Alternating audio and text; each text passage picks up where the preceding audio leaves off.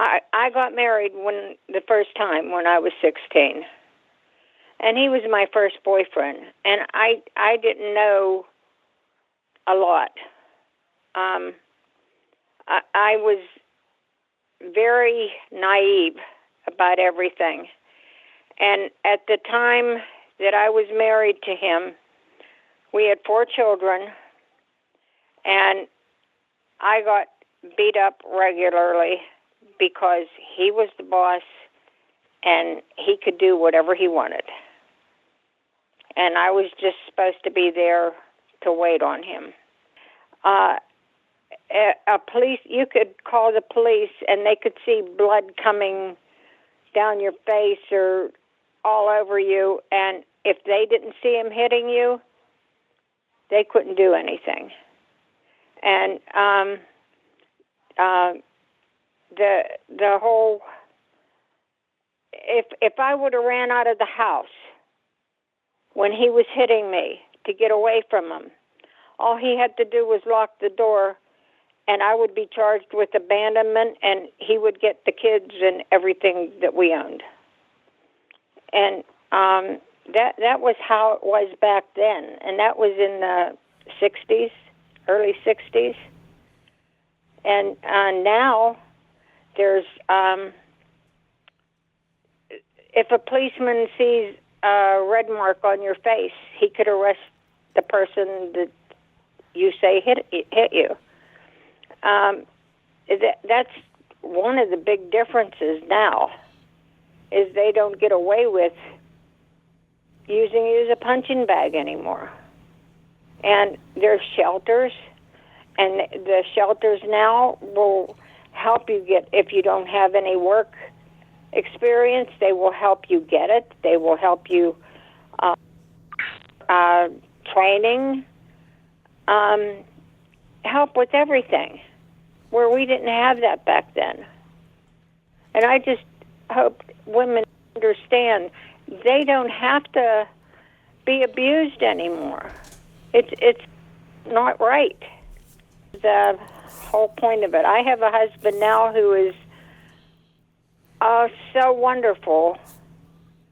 After 6 years after I divorced my first husband, because he finally got the idea, because he beat me up one time because he was so drunk he couldn't even walk and he couldn't perform, so he said it's my fault, and he beat me up. And I knew better than to fight with him while he was in that kind of mood. But the next day I told him, when he was sitting there holding his head because he had a bad hangover, and I told him, I says, if you ever hit me again, I will wait till you get so drunk, and I will plunge a knife in your heart and tell the police you fell on it. I says, because I have no feelings for you anymore. There's nothing left. I says, you beat it all out of me, and you insulted me. Ever since I met you, you've been being nasty to me, never once being kind. And I think he finally got the message that I meant what I was going to say, because he never hit me after that. And, of course, my sons were getting bigger, and he wasn't going to be as eager to hit me when they were there. It did just right after we got married, and it wasn't too long after that I got pregnant, and then from then on, every time I was pregnant, he had a different girlfriend. So that was something I was supposed to put up with. I couldn't catch him with anybody because I didn't drive at the time. He would just go where he wanted to, and I just put up with it for a long time. 18 years I stayed with him. And it doesn't have to be, I would never, ever put up with that nowadays. Now, this husband that I have now, we don't even call each other any names. We just enjoy being together. Oh, I'm glad we've been married almost 42 years, and it's like a whole different kind of marriage. That's the way it's supposed to be. Yeah. Yep. And it could be. It could be. I don't know where some people, I don't know if it's their upbringing or what. I mean, I never saw this in my family, before. I never heard anybody say a swear word, in either on my mother's side or my dad's side. Never. I fall in love with I think the whole thing started when I felt sorry for him because he never had a birthday cake. I bought him his first birthday cake when he was 19 years old. And he was crying. That was his first birthday cake. And I felt so sorry for him, and I wanted to make his life better. And I made his life better. He didn't make mine much better, though. Well, he made it worse, right? Mm-hmm. So you met him when you were pretty young, like 16? I was 15 when 15. I met him. I met him, it was in June when I was 15, and we got married in the following February. Now, there was so many things that he did that were just, most people wouldn't even believe it, the things that he did. But, and if there was any way I could have got away from him, I probably would have, but I just couldn't. I was just, it was like I was trapped. Yeah, I think that's kind of what most women feel like in those situations. I mean, do you mind telling some of the stories of what he would do? No, I don't mind telling it. In fact, this husband that I'm with now, after we got married and we bought a home, we offered our home as a safe home for abused people. Oh. And we had many people come in to stay with us, that were being abused. But it's so different now. They have, I know they have a safe home not far from where we live. So, I mean, that's where, when people finally get away, that's where they go. Well, it was like he would deliberately, like, pick fights, so he had an excuse to hit me. Because if I argued back at all, it was like he wanted to hit me, and I never understood that, why, And one time, he played in a band, and after the band was finished, and one of the rare occasions when I got to go with and sit with the other wives, and the one band member's mom and dad, and then we'd stop someplace else, have something to eat, and he left me sitting there with the mother and dad of the one band member, took his girlfriend, I guess it was, at the time, home, and left me sitting with them. Like, how was I supposed to get home? And they said, don't worry, they'll take me home, and they did. And then, when he came in the house after I got home, he wanted me to hop in bed with him, and I said no. And he grabbed the back of my leg and ripped the skin off the back of my leg, right behind my knee. Just tore it off. That was one thing that he did. One time he hit me so hard, I flew back, and at that time the sink was like real, like ceramic, and I hit the back of my head, and I kept passing out after that, and I passed out, and my mom had come in, and she called the ambulance, and he says he didn't know why I kept passing out.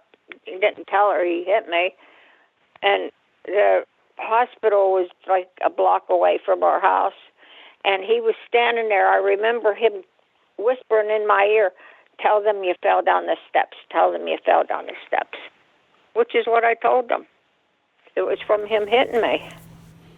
That's crazy. And then he'd say he's going to take me someplace. We're going to go out together, and I'd get a babysitter, and I'd be ready to go. And he'd look at me and says, "You ain't one.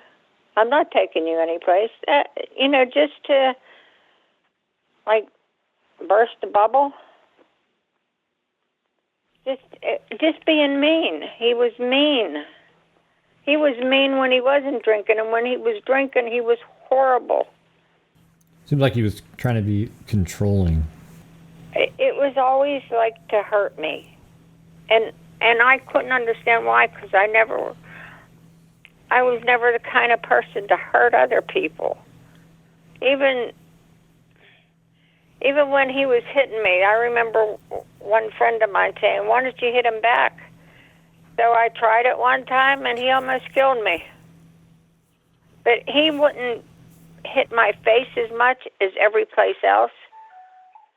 And one time he was just I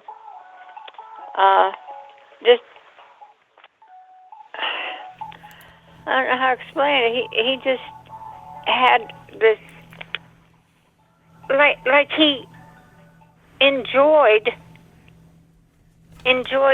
hurting me, and not only me. I remember him punching some guy for no reason. Just went in and punched him. That was the kind of person he was, and I wasn't raised like that. And hopefully that I didn't raise my children like that, because none of them were ever mean. None of them. There was a lot, but I just can't. It was like, one day, my daughter that you talked to, okay, Colette Pebbles, she was going with a church group, and they were going on a bus, and they were going someplace else, like from where we live, some other place, and it was well chaperoned and everything. I knew where they were going, and after she left and I went back home, he come bursting in the door. He says, "Your daughter is out running around with, she's going to get in trouble." I says, "She's not out running around. She went with the church group to skate." And he was so mad at me because he thought she was out running the streets, and here it was his cousin's daughter. But I would get the blame for everything, even if it wasn't true. And I knew he would. He started working for a painting company, and then they had work during the winter, and he asked them to lay him off so he didn't have to go out in the cold and work. And I knew from the beginning that I was going to have to take care of working in our family. And I went to nursing school. I went to the unemployment office to get a job. And at that time, they had a program where they would pay for people to get trained in different jobs. And they paid for me to get my nursing degree. And that's what I did to raise my kids. And even when we got divorced, and I wasn't making enough as a nurse with all the expenses, I had 4 children, I went to work in a coal mine for 5 years to support my kids. And I didn't ask him for a penny. So, the less I was around them, the better it was. I never kept his children from seeing him. If they didn't see, the boys were the ones that finally, when they were older, they says, why don't you get rid of him? Because he was so mean. And, but I never said, don't go see your father. In fact, I'd tell them, and when they got their own places and everything, invite your dad for Christmas or Thanksgiving or whatever. And that was up to them if they did or not. I never tried to make them hate him. My mom was exactly the same way. I mean, there was a I was just talking to her yesterday about it, where when we were young, this is back in 60s, 70s. She, you're probably almost the same. I don't know if you're the same age. My mom's 80 something, but she, like for Christmas, she would buy gifts. And we'd all get the gifts, but it turns out all the really good gifts, like the G.I. Joes and everything, they were sent by our dad, but it turns out she just made it look like they were sent to us by our dad. She just, because she wanted us to think that he cared about us. Yeah. So you're kind of similar to that, like you didn't. Oh, yeah. Yeah. Yep. That's very admirable. I mean, it's hard, too, because, you don't even like the guy at all, and he's been mean, but you didn't want them to think their dad didn't like them. Nope. And he passed away a few years back, and when he was sick, I went over and sat with him sometimes, and I asked his husband if it's okay with him, and he says, sure. Because he was my children's father. And they all took turns. My one daughter was a nurse's aide, and she went over and she would bathe him and everything. And so, I didn't want them to think that it was their fault that we got divorced. It was never their fault. Did he ever try to communicate with you over the years when you got remarried? Oh, yeah. Yeah. As soon as he heard that I was going to work in the coal mine and I'd be making more money, he wanted to come back with me. I said, no. I says, I'd rather live alone the rest of my life than spend one more day with you. And that was the truth. I could not ever live with him again. Never. Can you tell us what it was like in the coal mines? Like how that work is? Oh, it was high coal. It wasn't the low coal where you had to crawl. It was, I think, working in the coal mine was like easier than working as a nurse, to tell you the truth. But I enjoyed it. There were 8 women that worked in our coal mine. And for the most part, we were treated fairly, because that's considered a man's job. But the only reason I had to quit was I got crushed by a shuttle car, and it crushed me so hard it popped a piece of my lung out, and my lung collapsed. And they had the ambulance there right away. Wow. And I was in intensive care for like 4 days because they had to put a chest tube in and everything. But right after that, the mine closed down, and it wasn't because I got hurt, because other people had gotten hurt. But that's when Ronald Reagan fired the air traffic controllers, and then it seemed like all the unions just collapsed at that time. So the steel mills were shutting down, the coal mines were shutting down. So. So did you go back to nursing after you recovered? Yeah. I'm still working as a nurse. I just went back to work as a nurse, and I'm 79 years old. Wow, that's amazing. Yeah. And they needed nurses, and I didn't really think they'd hire me because of my age. But I'm a worker, so as I was filling out the papers, she come in. She says, "When can you start?" And I says, "Right now." Is that for the because of COVID or? Yeah.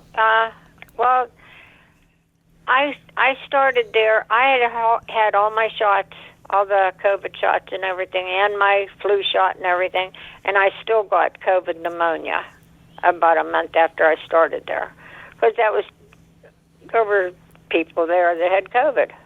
And even though I was, we had a lot of protection and everything, I still got it. So I was off for 3 weeks.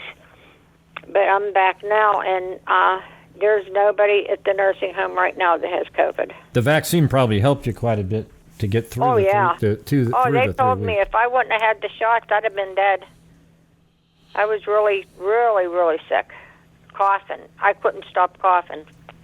And everything hurt because of coughing. The ribs hurt and throat sore. Oh, but I got through it. Well, I'm glad you got through it and took that. Yeah, and I'm enjoying working again. I like to be useful. Well, plus, and I like to help people. Nurses make pretty good money these days too. So. Well, I'm making decent wages. Yeah. Yeah, that's what I'm saying. It's like nurses now are, compared to probably when you started, are making really good, really good wages, comparatively. I'm not a registered nurse. I'm an LPN.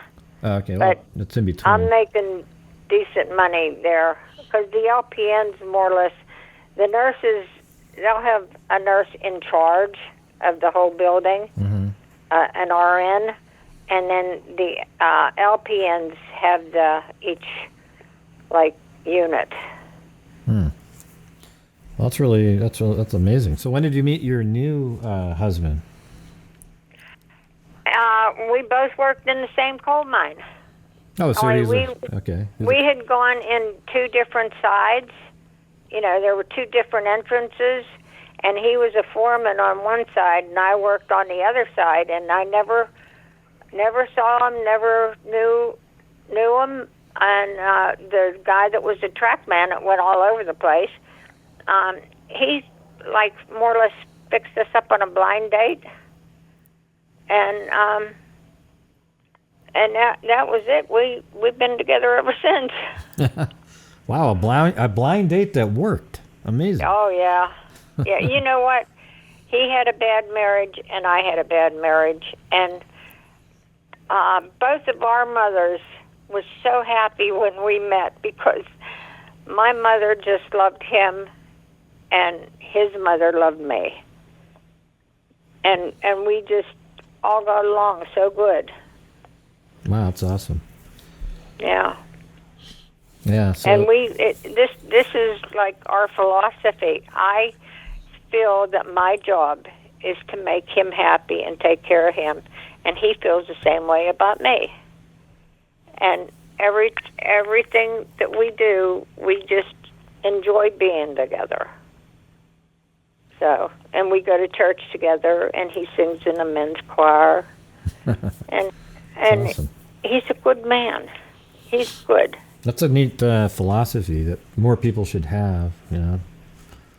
Try to make people. You just try to make each other happy. That's your goal. Yeah. Yeah.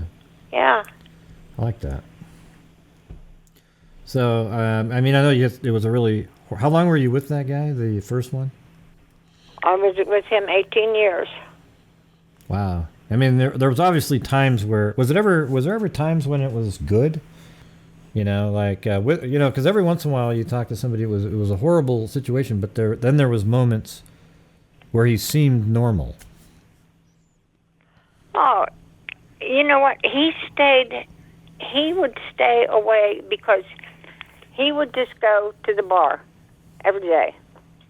And the only time he even seemed normal was when we were with this other couple, and he didn't want to seem nasty to this other guy because this other guy was pretty big and he'd beat him up probably. Yeah. But that and our boys played sports and everything. I would walk the kids down to to watch them play baseball. We would go to their football games. I remember I had a station wagon, and when they first were playing midget football, and they had rookie day when everybody was in the mud. They were pushed in the mud, and I had all these boys in the back of my station wagon taking them home, mud and all. So those were the good times when I spent time with my kids. And he would stay away. He'd be in a bar, and he'd come in maybe 10 to 11 and grab the remote for the TV and change the station. If we were watching something, he'd have to change the station.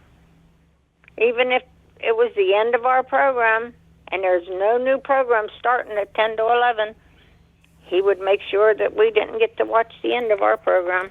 So there really wasn't any good times with him at all. Not really. Yeah, I can't remember any good times. I couldn't even go take a bath without him. I tried putting a lock on the bathroom door, and he tore it off. He had to come in and bother me when I'm taking a bath or something. Just constant. When I was working at a hospital at first, and I was working afternoon shift, and he would want me to go to bed. And when he wanted me to go to bed, that was like an all-night thing that I would have to put up with.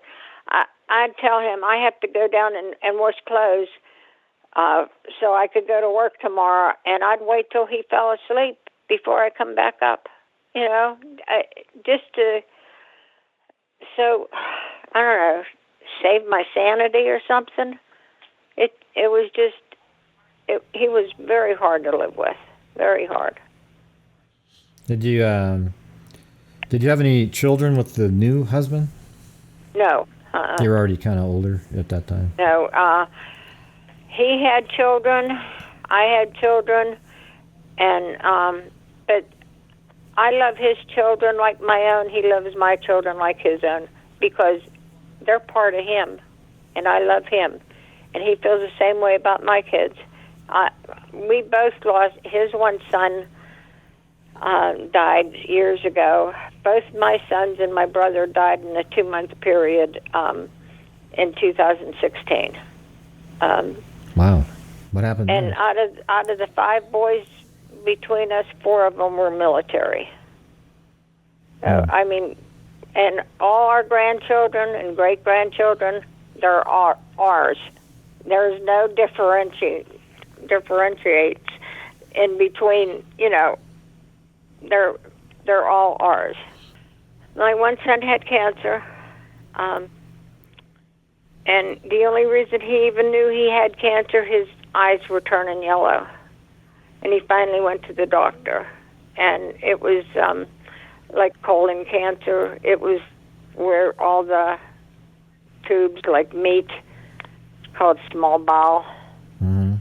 And my youngest son, he just stood up one day, went down to his knees, and fell over, and he was dead before he hit the floor. He had a massive heart attack. Wow. And Sorry to hear and then my brother died in between, and he died because he got sprayed with Agent Orange in Vietnam, and he was losing his eyesight, and all his joints were all sore and hurting, and he finally just passed. So No, sorry to hear that. That was a hard period. Well, at least you were married to a really great guy to help you get through that. Mm-hmm. Let me ask you, why do you think you stayed with him for the 18 years when he was just kind of a monster? Well, I kept thinking that maybe someday he'll change. Maybe I believe in God, I believe God's watching over me and my family.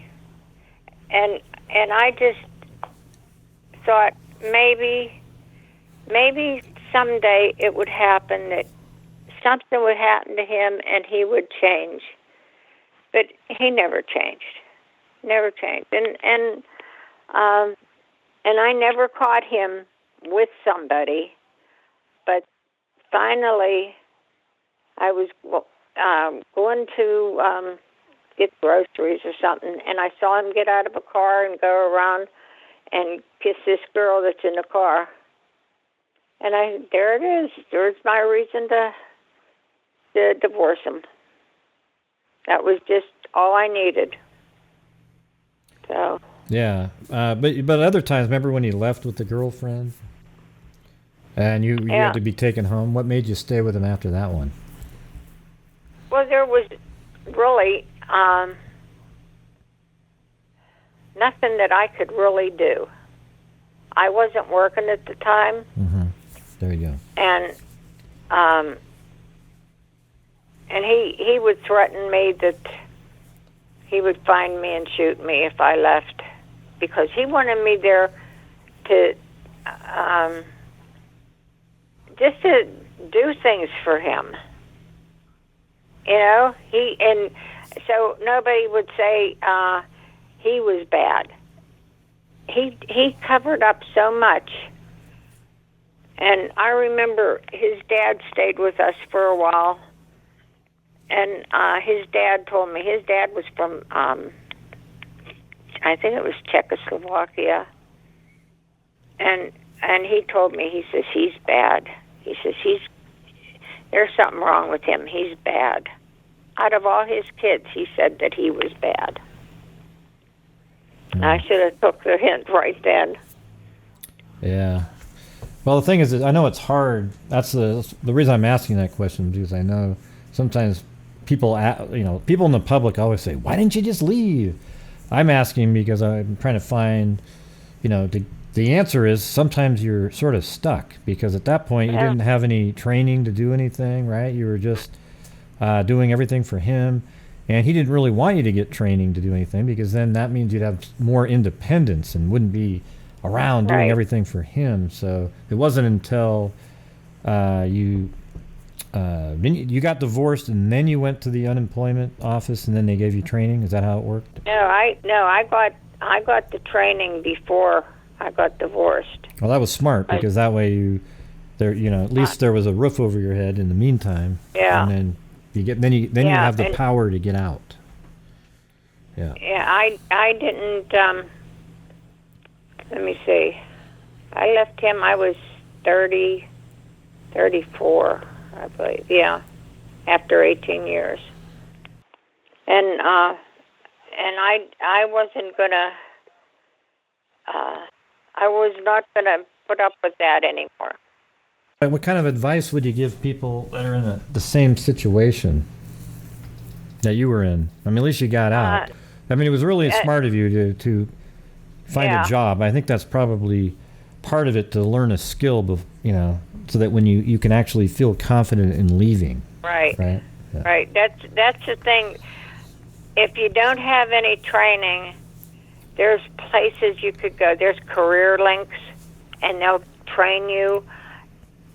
If the husband will let them do it. I just did it. I said, I'm going to go get nurses training. And see, my husband didn't want to work, and he was all glad that I was going to go to work, because he wanted me to support him instead of him supporting me and the kids. It's kind of weird. He sort of like switched. First he wanted you at home to take care of everything. Yeah. And then he's like, God, I'm lazy as hell. Hey, why don't you go work, and I'm just gonna, sit at home. And then also you still need to come home and do all those same things after you've worked all day. And I would. That's what I did. After I would work, I did everything at home too. Jeez. All the time. Well, you sound like you're like a superwoman. Sort. I feel like that sometimes. Do you have a cape and everything? Have what? A cape, to wear. Like a superhero, a cape. Oh, a cape? Yeah. No. Okay. No. My happiness is being able to sit on my front porch. And it's so peaceful where we live. We live in a country, and we have animals, and we have deer that are in our yard, and it's just, and we're happy together. This is a happy home now. Yeah, that's so important. I mean, you were sort of became independent first, then you just randomly met this person, right? So like you got out, you got divorced, you already had a skilled, and you worked in the coal. Then you were nursing, then you went into the coal mine for 5 years, and then during that time, you just randomly met somebody, and that's always the better way to do it instead of being needy to meet somebody. Yeah. Right.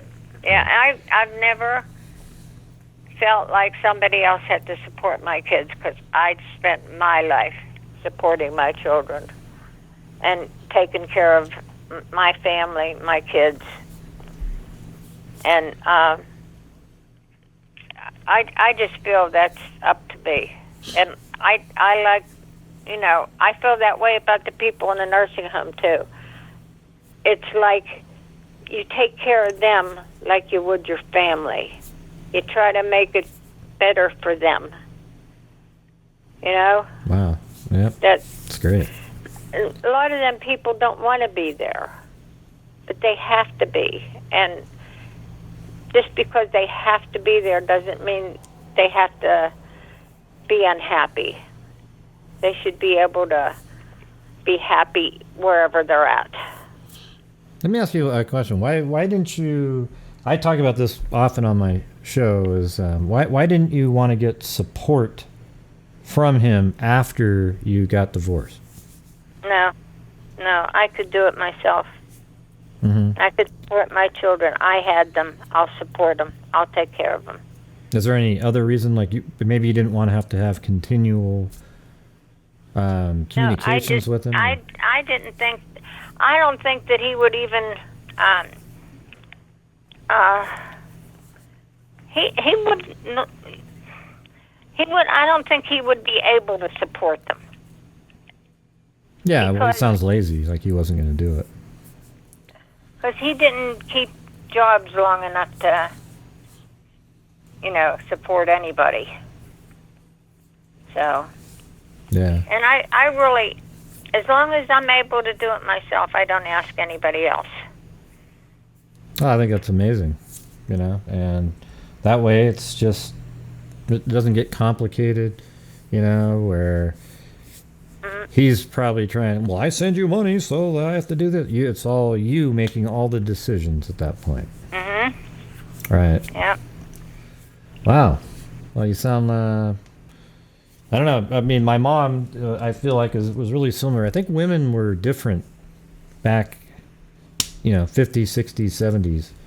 Yeah. They seem a lot more. Oh, it was so different back then. Yeah, you seem like a lot, I don't know if the word stronger is the term, but I mean, you guys endured and did anything it took to, take care of your kids and do the right thing. I think it's amazing.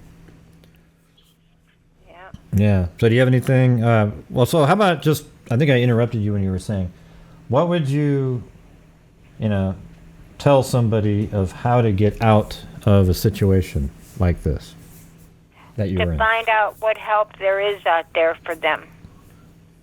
When they can, find out, like, where the shelters are. There's helping abuse victims in need is one around here. That there's places they can go with their children. Now they're even making arrangements for you to take your pets too, because that's another thing. They always threaten to kill the pets too. But they're making arrangements that you could take your pets with them. And they'll help you get training and home, a place to live, and legal help if you need it. There's all kind of places now that they didn't have back then. Yeah. Well, that's yeah. I mean, it sounds like there's a lot more opportunities like that now, but I don't know. Some people, it's hard for them to get to that stage because then that's admitting that, wow, I'm in one of those situations. Yeah.